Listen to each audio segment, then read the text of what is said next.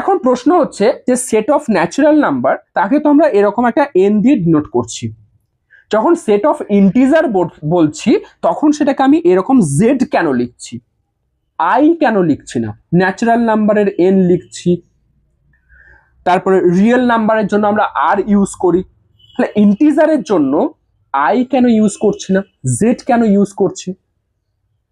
Actually একটা word আছে, Latin word, যেটাকে যার নাম হচ্ছে ZEHLEN, ZEHLEN। এর সঠিক প্রোনাউন্সিয়েশন তো জানি না, সেখানকার লোকাল কিছু প্রোনাউন্সিয়েশন হতে পারে।